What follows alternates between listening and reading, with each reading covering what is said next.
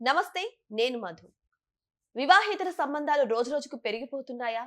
అందుకేనా ప్రియుడు మోజులో పడి కట్టుకున్న భర్తను, కడుపున పుట్టిన పిల్లలను సైతం చంపేస్తున్నారు? అసలు ఈ మహిళా లోకం అభివృద్ధి చెందుతుందా, లేకపోతే నాశనానికి దారి తీస్తుందా అని కొన్ని ఉదాహరణలు కనిపిస్తున్నాయి. సరే, ఎక్కడో ఏ వ్యవహారాలు జరిగాయి, కానీ ఇక్కడ సిగ్గుపడాల్సిన విషయం ఏంటంటే మన ఆంధ్రప్రదేశ్లోని ఇటువంటి దారుణాలు పెరిగిపోతున్నాయి. అసలు ఏం జరిగింది? ఈరోజు దీని గురించి మనం చర్చిద్దాం. ప్రస్తుతం మనతో పాటు ఉన్నారు సీనియర్ జర్నలిస్ట్ డాక్టర్ దుర్గా వర్ణమాని గారు. వారిని అడిగి మరిన్ని విషయాలను తెలుసుకుందాం. నమస్కారం మేడం. నమస్తే అండి. మేడం, భారతదేశంలో ఎన్నో సాంప్రదాయాలు, సంస్కృతులు ఉంటాయి. కానీ అవి ఒక్కొక్క చోటే ఉంటాయి. కానీ తెలుగు రాష్ట్రాల్లోనే అన్ని సాంప్రదాయాలు, సంస్కృతులు ఇక్కడే పుట్టి పెరిగాయని చెప్తారు. అన్ని ఇక్కడే మన కళ్ళకు కన్నట్టు కనిపిస్తాయి. కానీ ఇటువంటి తెలుగు రాష్ట్రాల్లోనే దౌర్భాగ్యం ఏంటంటే వివాహేతర సంబంధాల వల్ల కట్టుకున్న భర్తని అతి నీచంగా, దారుణంగా చంపేస్తున్నారు. అసలు ఏం జరిగింది మేడం? ఈ మధ్య కాలంలోనే కొన్ని కేసులు వెలుగులోకి వచ్చాయంట. అంటే మీరన్నట్టుగా పెళ్ళైన వాళ్ళే ఎక్కువ.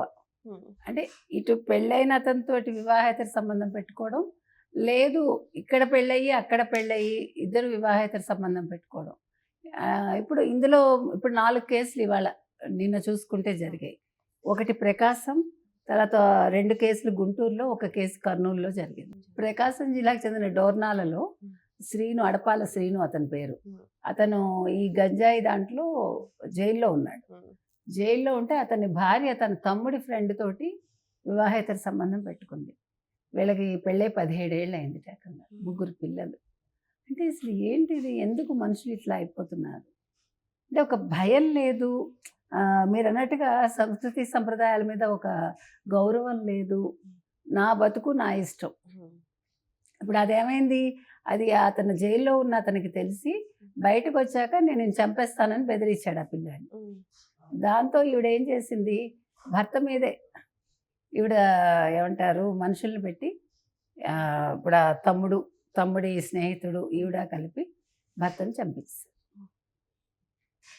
ఏంటిది? ఇప్పుడు కాదండి, నాకు అర్థం కాని విషయం ఏంటంటే, నువ్వు తప్పు చేస్తున్నావు సరే, కానీ వాళ్ళని చంపటం వల్ల నువ్వు జైలుకి వెళ్తావని నీకు తెలుసుగా. ఇప్పుడు పోనీ నువ్వు జైలుకి వెళ్తావు, వాళ్ళు ఎందుకు జైలుకి వెళ్ళడం, ఆ తమ్ముడు ఎందుకు జైలుకి వెళ్ళడం? అంటే అంత ఆలోచించరా? మన ఫ్యూచర్ పోతోంది, పిల్లల పరిస్థితి ఏంటి, నేను సుఖంగా ఉంటే సరిపోతుందా? అలాంటప్పుడు అసలు పిల్లల్ని ఎందుకు అంటారు మీరు? వాళ్ళేం పాపం చేశారు? ఇప్పుడు నాకు నా సుఖమే కావాలి అనుకుంటే నేను అసలు పిల్లల్ని కనకూడదు కదా. ఒక్కొక్కళ్ళు ఒక్కొక్క కేసు అండి. ఇంకొకటి చూస్తే మీరు ఒక నర్సు ఒక డాక్టర్ని ప్రేమించింది, కానీ అతను ప్రేమించలేదని అంటున్నారు. అతను ఇంకో డాక్టర్ని పెళ్లి చేసుకున్నాడు. పోనీ పెళ్లి చేసుకుంటే నా ప్రియుడు నాకే సొంతం అంది, ఆ అమ్మాయిని ఎందుకు పాపం ఇబ్బంది పెట్టడం? ఆ అమ్మాయి తప్పే ఉంది అవతల డాక్టర్ది. ఆ అమ్మాయి వెళ్తుంటే స్కూటర్ మీద, ఈమె స్కూటీ తోటి వేరే వాళ్ళతో వచ్చి ఈమె ఢీకొట్టి ఈమె కింద పడిపోతే 108కి ఫోన్ చేసి వ్యాన్లో ఎక్కిస్తుంటే నర్సు కదా హెచ్ఐవి ఇంజెక్షన్ ఇచ్చిందట. మధ్యలో అమ్మాయి పాపం ఏముందండి? నువ్వు తప్పు చేస్తే, ఒకవేళ నిజంగా నీకు అతను మోసం చేస్తే నువ్వు అతని మీద కదా నీ రివెంజ్ తీసుకోవాలి. ఎంత అన్యాయం ఇది! అసలు మనకి వినటానికే జుగుప్సగా ఉంటుంది. ఇదివరకు మీకు తెల్లారు లేస్తే యాక్సిడెంట్స్ చూసేవాళ్ళం. ఇప్పుడు తెల్లారు లేస్తే ఎవరిని చంపేస్తారు? ఎక్కువ అమ్మాయిలు చంపేస్తున్నారు ఈ మధ్యకాలంలో. మొన్న ఒక ఆవిడ మీరు చూశారు, చున్నీతో భర్తను చంపేసి రాత్రంతా అబ్బాయితో ఉందనో లేకపోతే పోర్న్ వీడియోలు చూస్తుందనో 2 రకాల వెర్షన్స్ వచ్చాయి. మీకు ఇష్టం లేకపోతే వెళ్ళిపోండి, ఎవడడిగాడు? మనుషుల ప్రాణాలు ఎందుకు తీస్తున్నారు మీరు? అది కూడా ఈ మధ్యన మగవాళ్ళ ప్రాణాలు ఎక్కువగా ఆడవాళ్ళు తీస్తున్నారు. అంటే ఆకర్షణలు ఎక్కడికి వెళ్తున్నాయి? ఇవి స్వేచ్ఛ అనాలా, లేదు మా ఇష్టం అనాలా, లేదు సమాజం ఎందుకు ఇలా వెళ్తోంది? దీనికి ఫోన్లు కూడా ఒక కారణమా? సోషల్ మీడియా ఒక కారణమా? ఈ గంజాయి ఒక కారణమా? వస్తున్న సీరియల్స్ ఒక కారణమా? ఇవాళ సీరియల్స్ మీద ఎవడు కూడా దాన్ని అగెనిస్ట్గా ఎవడు మాట్లాడటల్లా. ఆ సీరియల్స్లో మీరు ఈ ఒక్క భాషలో కాదు, అన్ని భాషల్లో చూడండి. ఒక అమ్మాయి ఒక అబ్బాయి ప్రేమించుకుంటారు, మధ్యలో ఇంకొక విలన్ ఉంటుంది.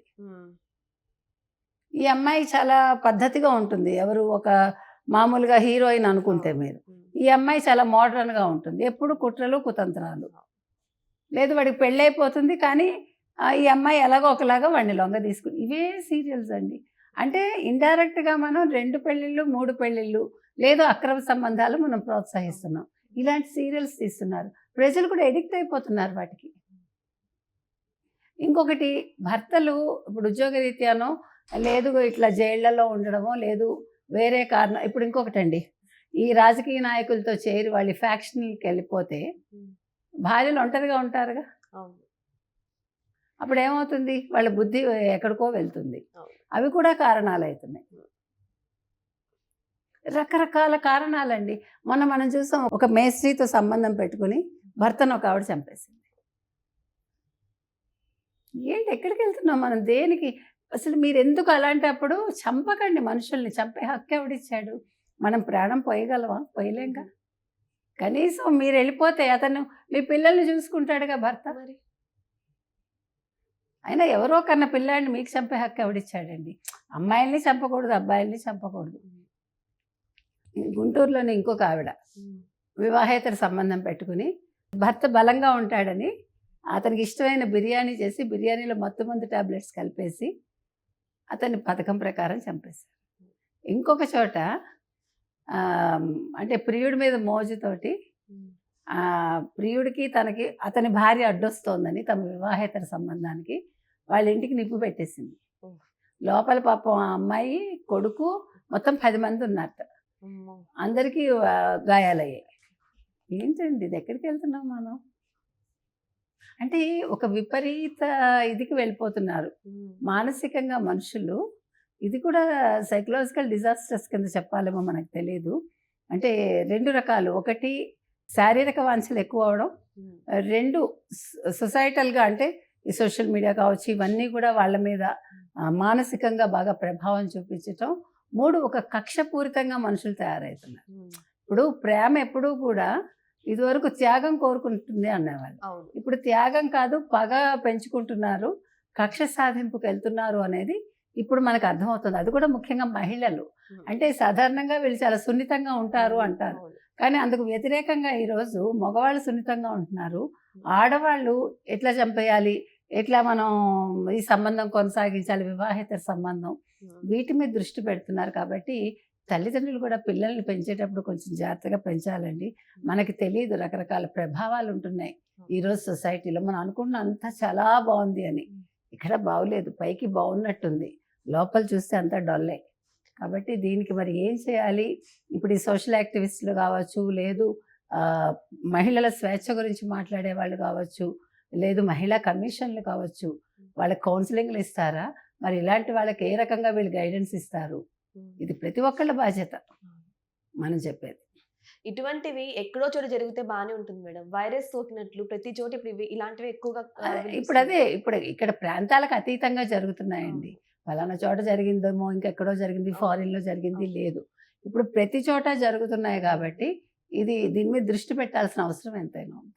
సో ఏదేమైనా సరే ఇప్పుడు మనం సోషల్ మీడియాలో కూడా చూస్తున్నాం, పెళ్లి చేసుకోవాలన్నా ఒక అబ్బాయి భయపడిపోతున్నట్లు కొన్ని వీడియోస్ కూడా వైరల్ అవుతున్నాయి. మరి ఇవన్నీ చూస్తుంటే నిజంగానే ప్రపంచం ఎక్కడికి వెళ్తుందా అని మనం నిజంగా ఆలోచించాల్సిన విషయం.